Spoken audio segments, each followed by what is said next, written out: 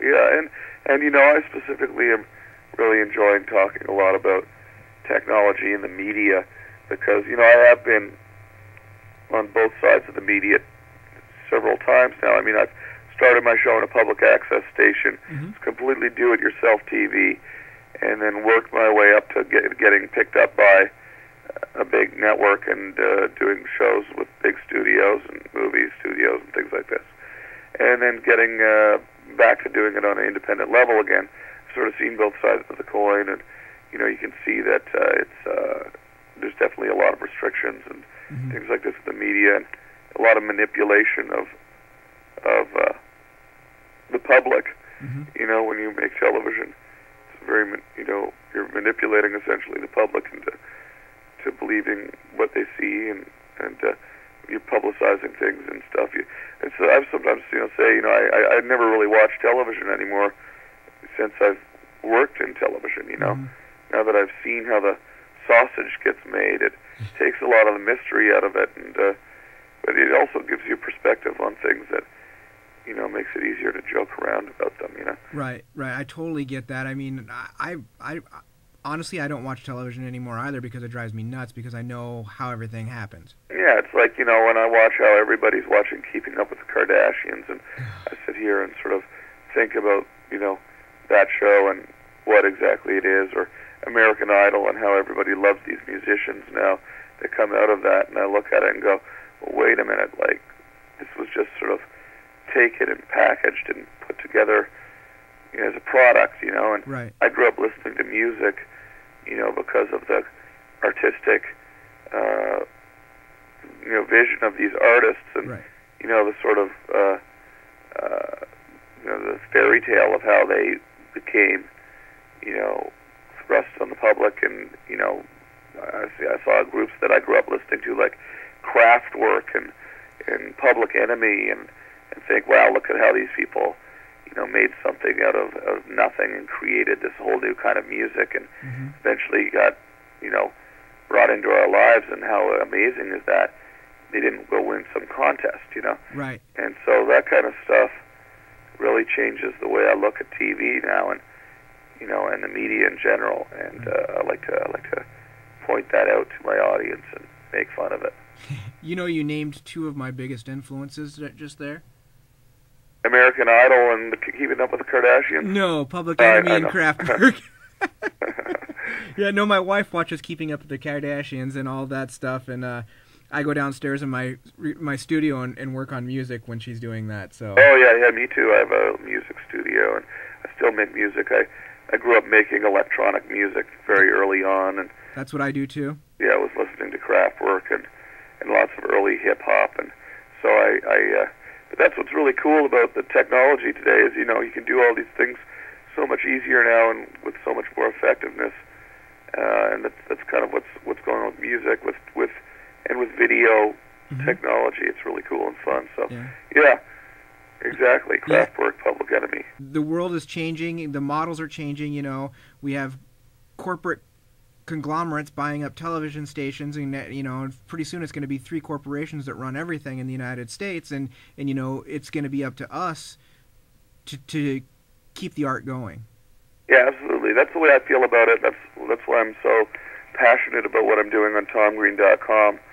It's completely independent TV, and sometimes I think about it and I go, kind of like I'm trying to create something that reminds me of what it was like when I was a kid, where there was things that you could seek out that were just independently produced things, and I'm trying to do that with television. So right, and make it exciting again. Yeah, it's a lot of fun.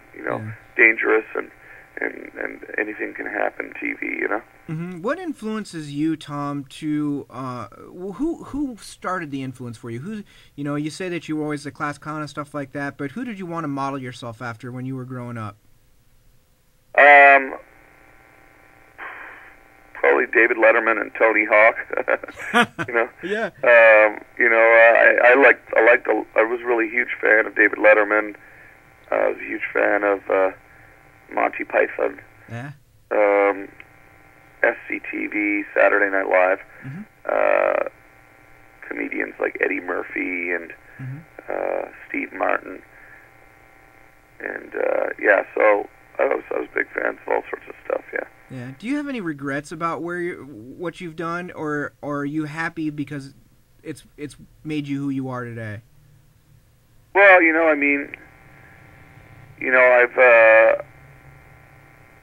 you're always going to make mistakes here and there along the way, but that's part of the process. But I don't really think I've ever made a mistake that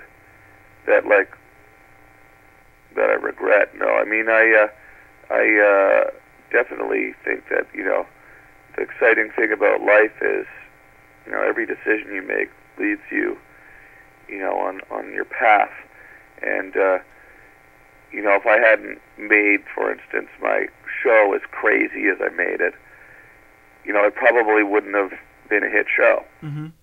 And then I would not have been able to make 4 or 5 movies. And mm-hmm.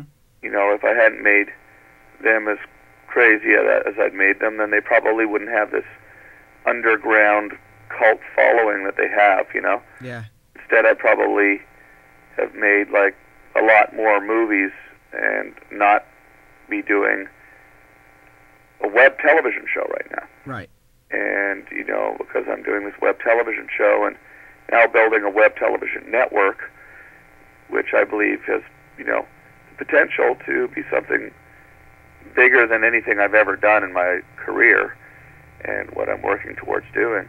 Mm-hmm. I don't have any regrets because, I'm touring the world doing stand-up comedy now. This is something I've wanted to do my entire life. And my shows are essentially selling out all around the world, from Australia to Canada to England to all over the U.S. And, that wouldn't have happened this year if I hadn't pushed the envelope with my television or with my movies and things like that. Right. So, no, I don't really have anything that I regret. I'm actually doing exactly what I've always dreamed of doing right now, which is really kind of made this year one of the most exciting years of my life, because you always sit back and question, oh geez, is this going to work? Am I wasting my time here? And then you get a hit or a success every couple of years. Mm-hmm. And the stand-up comedy happens to be doing that for me right now. So that's awesome. That's really kind of been an exciting thing. Mm. And I'm very excited about the potential of what can happen with what I'm doing on the web. So I've got some things in the hopper with that are going to be really big over the next couple of years, I think. Great. What would you like people to know about Tom Green, about your work, anything? This is your opportunity to take this time to really tell people what it is that you want to talk about, whether it be you personally, whether it be your show, whether it be web, TomGreen.com. What do you want people to know? What do you think people need to know about you? Well, other than everything I've just said, this is your time to really get out there what you, whatever it is, whatever's on your mind. Well, I'm always so open and honest about things, both on my website and on my web TV show, in my stand-up, in this interview we've just done.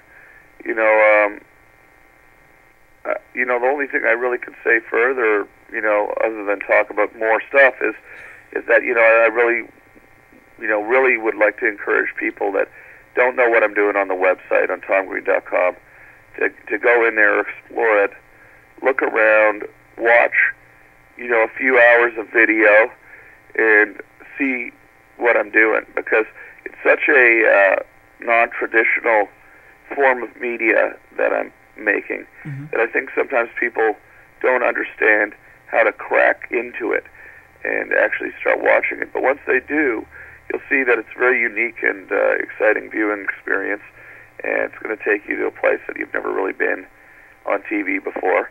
Very real, honest place. Mm-hmm. And people should come get involved with it. And add me on Twitter, Tom Green Live, and